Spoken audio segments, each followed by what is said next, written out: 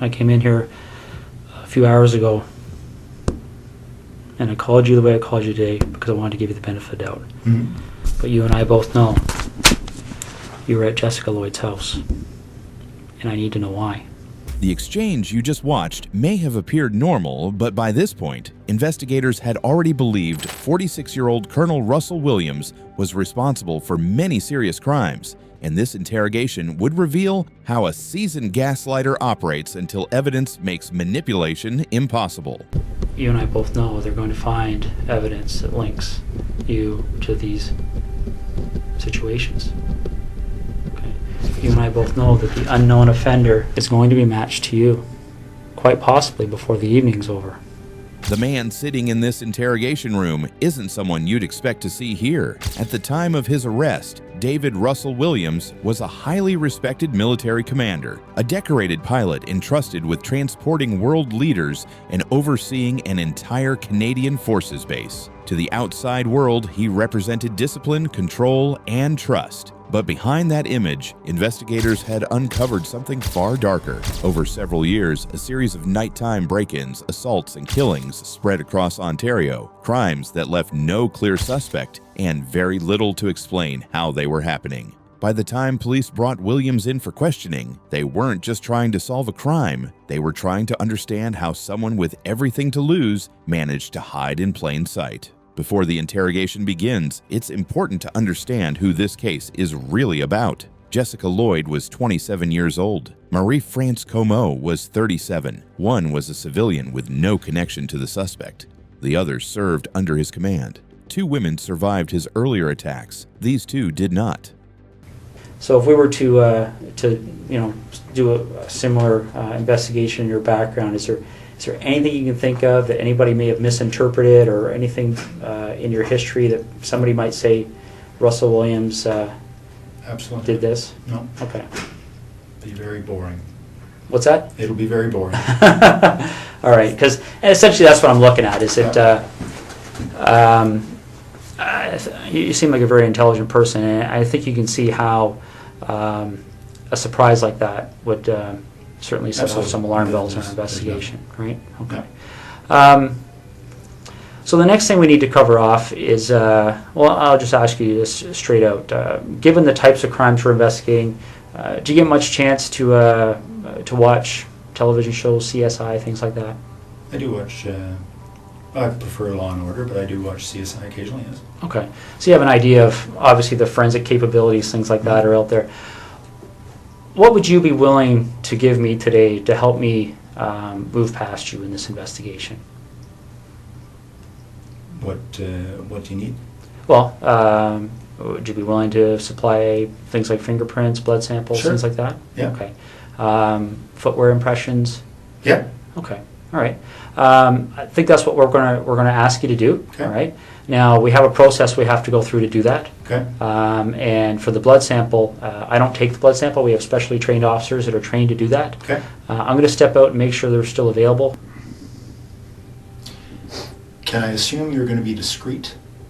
It's possible. Yeah. Because, this would have a very significant impact on the base if they thought you thought I did this. Well, bottom line, Russell, that's one of the reasons we're here on a Sunday afternoon. Okay. The military certainly be of great assistance to us, especially in relation to Ms. Comeau's investigation. So that's certainly one of the things that went into our decision to give you a call at home today and see if we could deal with this today. Okay. So, okay.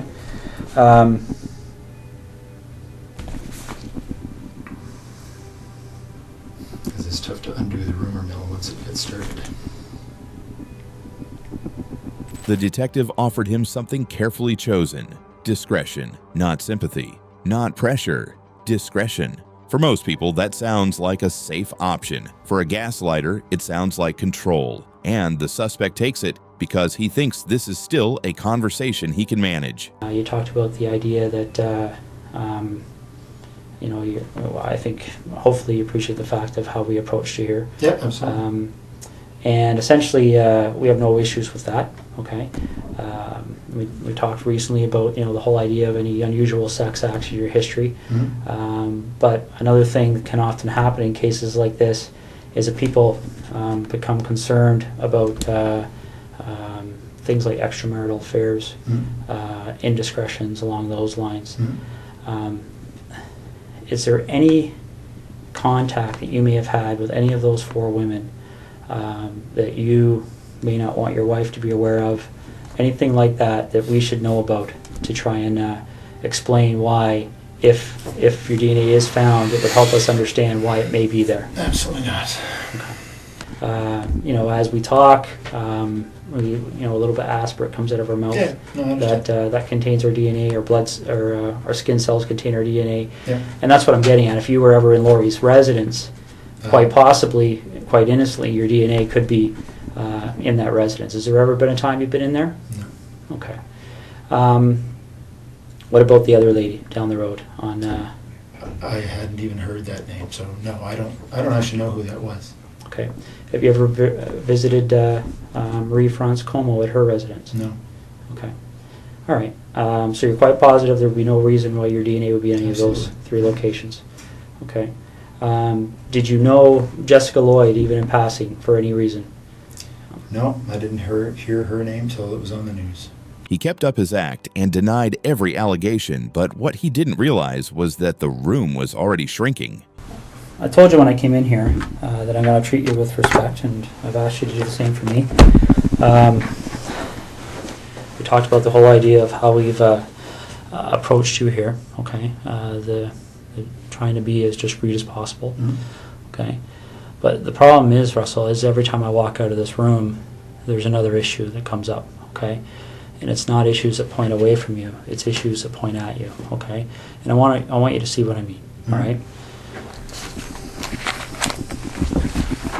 This is the footwear impression of the person who approached the rear of Jessica Lloyd's house on the evening of the 28th and 29th of January. Yeah. Okay? All right? Now, I want you to keep in mind that this is slightly smaller, okay, in scale.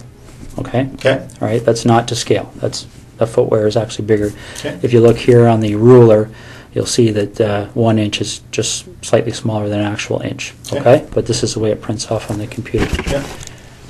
I'm going to move this over so you can see what I mean, all right?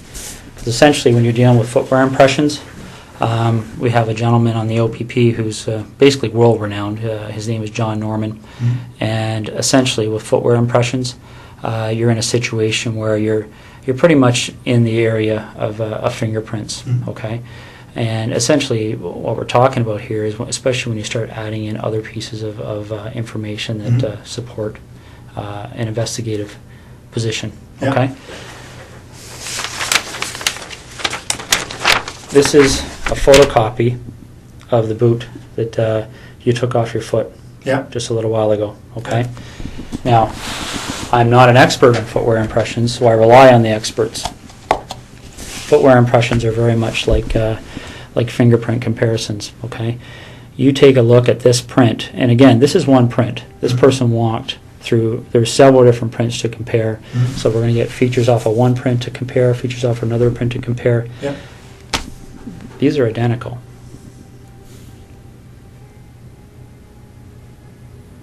Okay. Your vehicle drove up the side of Jessica Lloyd's house. Your boots walked to the back of Jessica Lloyd's house on the evening of the 28th and 29th of January. Okay. You want discretion. We need to have some honesty, okay? Because this is getting out of control really fast, Russell. Okay, really, really fast.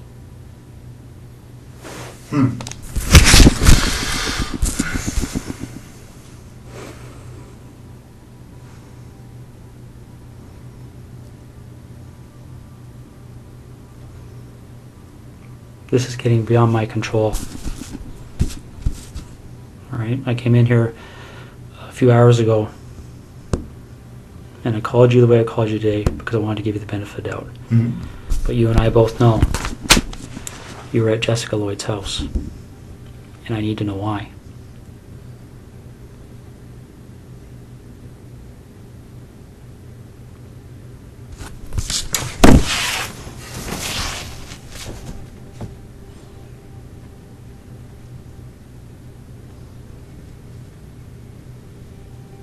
Here's where the interrogation turns lethal, not with accusation, but with evidence. At this moment, the suspect stops answering and starts absorbing, because gaslighters don't fear accusations. They fear confirmation. When the detective said the prints were identical, the performance slipped, and then the pressure heightened. This was no longer a normal investigation. Multiple agencies were involved. Search warrants were already being executed at both of his homes, meaning his wife now knew exactly what was happening. The detective made one thing clear: if even a single piece of DNA came back as a match, his credibility was gone. Not questioned. Finished. What are we going to do?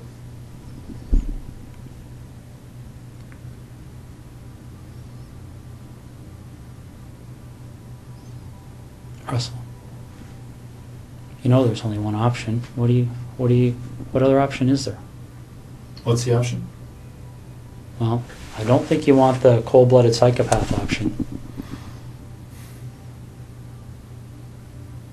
I might be wrong. Okay, because don't get me wrong, I've met guys who actually kind of enjoyed the notoriety, got off on it, got off on having that label. Bernardo being one of them. I don't see that in you. If I saw that in you, I wouldn't be back in here talking to you, quite frankly.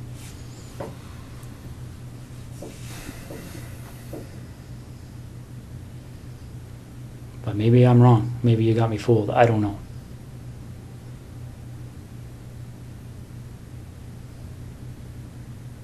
This is over. And it can have a bad ending where Jessica's parents continue to wonder where her daughter's lying.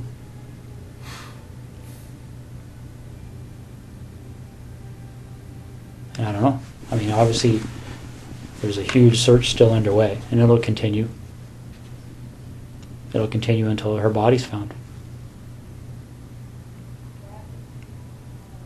That might even happen tonight for all I know. Once that happens, then I don't know what other cards you would have to play.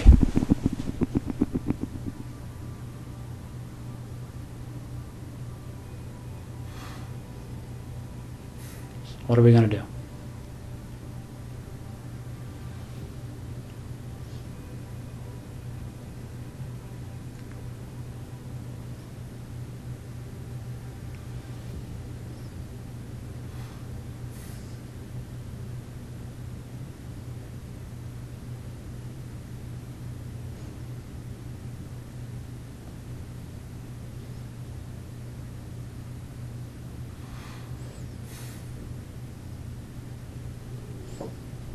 Russell,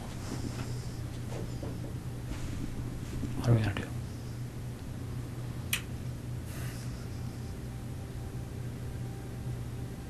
Call me Russ, please. Okay. What are we going to do, Russ?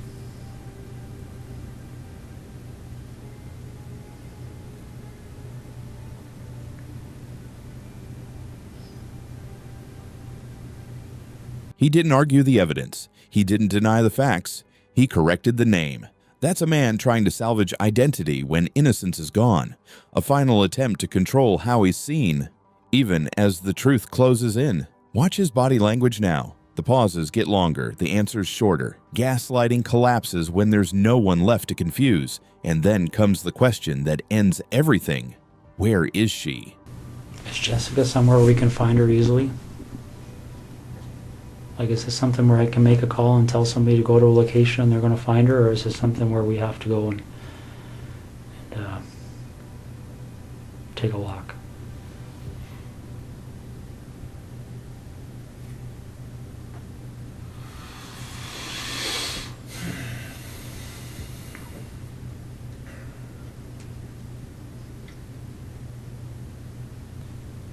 I want to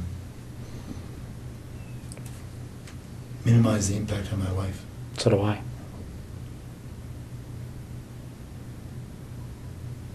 So how do we do that? Well, we start by telling the truth.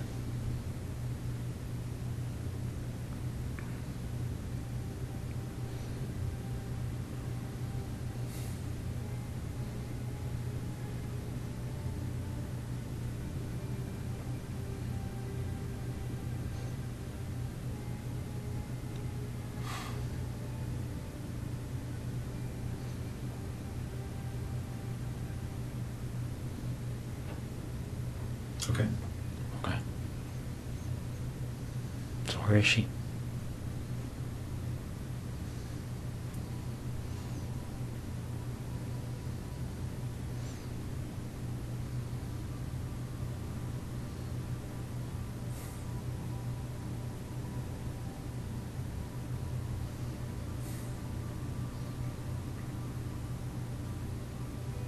Got a map?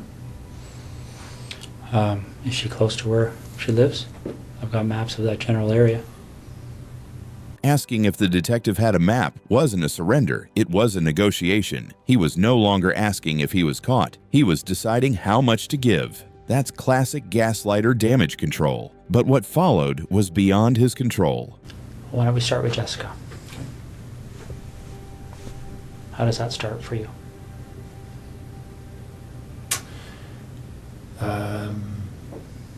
I saw her in her house on her treadmill. Wednesday night, I guess. Then I noticed she wasn't there Thursday. So I got into the house to look around.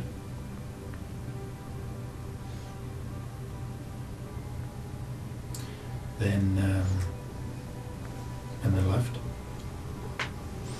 Noticed she'd come home. So I went back in. Through the back patio door while she was sleeping.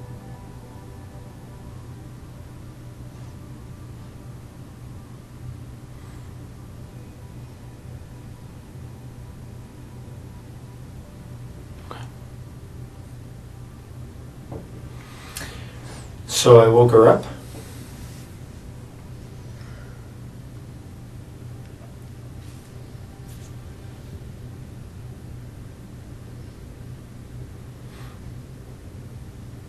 Didn't hit her. She only hit her once. Friday night.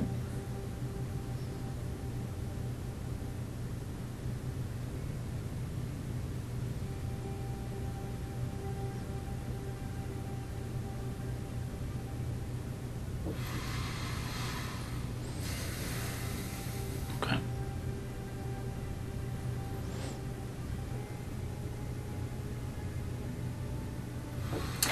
Well, so I raped her in her house, and then I took her to the car and took her to Tweed.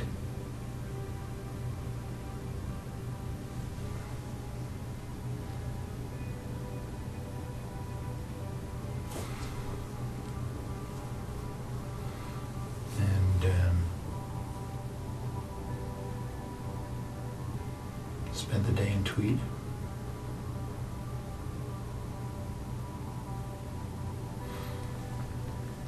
And then I hit her as we were walking. She thought we were leaving.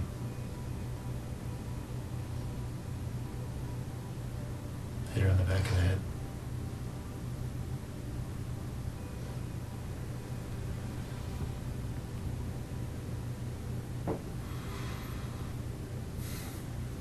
Okay.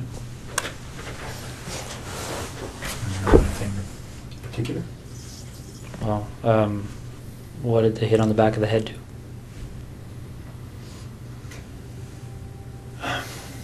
Well, I was surprised that her skull gave way. She was there and immediately unconscious. And I strangled her. Okay.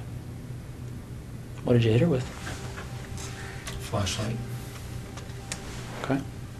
In the house or outside the house? in the house. All right. Okay. Marie France Como.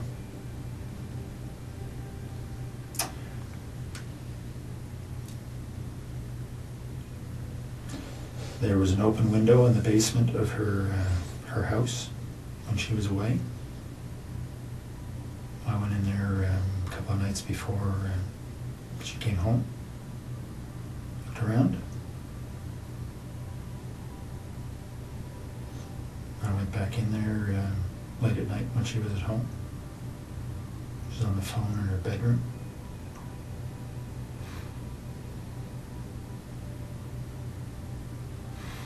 She actually discovered me in the basement.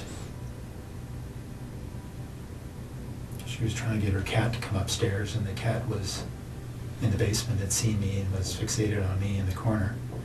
She couldn't get the cat up, so she came downstairs to try and get the cat, and I'm not sure why she came over to me. I guess the cat was staring at me, and she was wondering what the cat was staring at. The lights were on.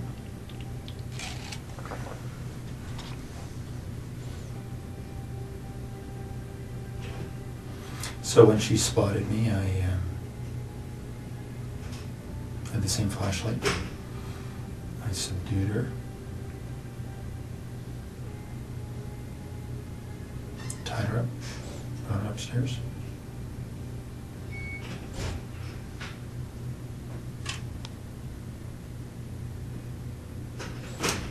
And strangled her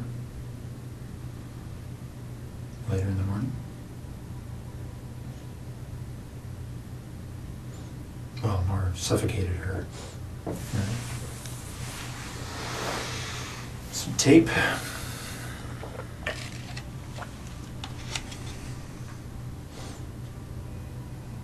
Left her there.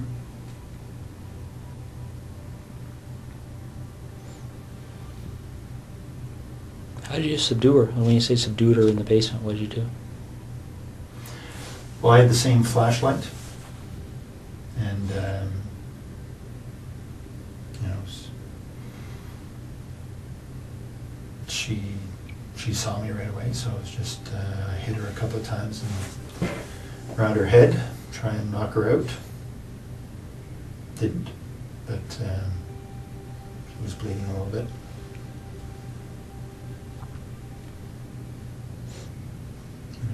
Eventually,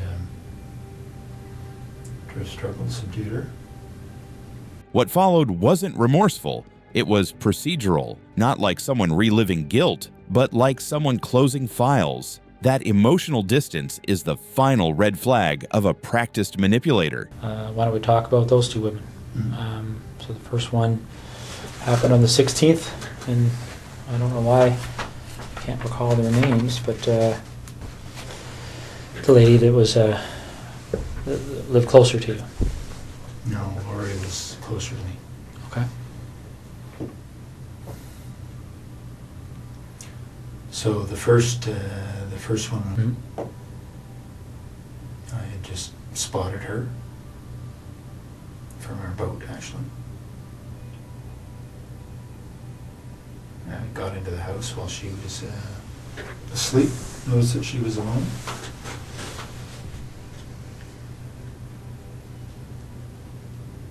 And just hit her with my hand while she was sleeping.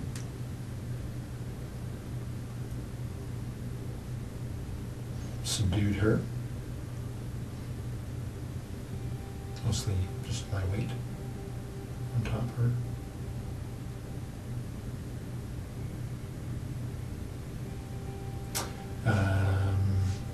Had her take off her pajamas. Took some pictures. Took some of her underwear and left.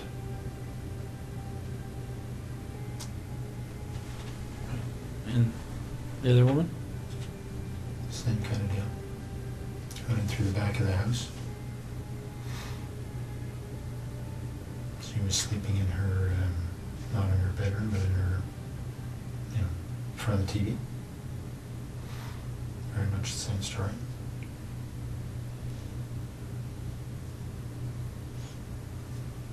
Anything different about that story? I mean, pretty much the same story and exactly the same story are two different things, right? Yeah, no, not much different at all. I did have the flashlight that time. I hit her with a flashlight. And thinking it would knock her out. Didn't. So, and I subdued her with my weight. Took off her clothes, took some pictures, and left. When he admitted to taking their lives, there was no dramatic break or collapse. Only a calm confirmation, because for a gaslighter, the truth is never shocking. It's just inconvenient. Well, I guess I just have a couple of questions for you. I mean, I'm sure there's going to be more questions, but I guess what's on my mind right now, Russ, is what made you decide to tell me this tonight?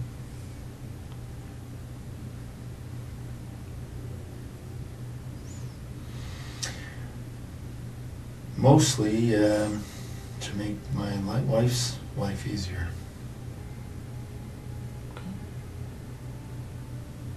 Is what you've told me tonight the truth? Yeah. Okay.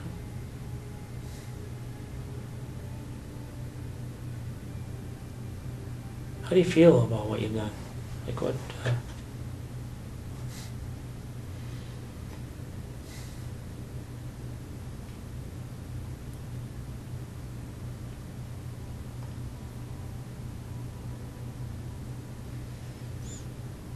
Disappointed.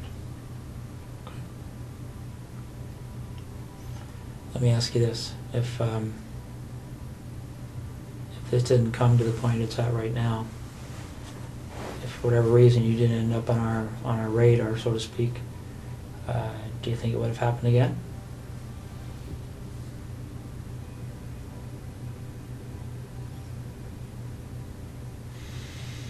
I was hoping not, but I can't answer the question. Not remorse, not grief, disappointment. Not in what he did, but because he was exposed. When the case reached court, Williams pleaded guilty to 2 counts of first-degree murder and 86 additional charges, including sexual assault, forcible confinement, and dozens of break-ins. In court, prosecutors laid out the full scope of his crimes. Years of offenses that moved from nighttime break-ins to abductions and killings. The evidence wasn't based on speculation or character. It was based on thousands of photographs, forensic proof, and his own admissions. Williams was sentenced to life in prison with no possibility of parole for 25 years. The interrogation showed how his control collapsed, and the courtroom confirmed what the evidence had already made unavoidable. That's how you interrogate a gaslighter. You don't fight their lies. You make them irrelevant.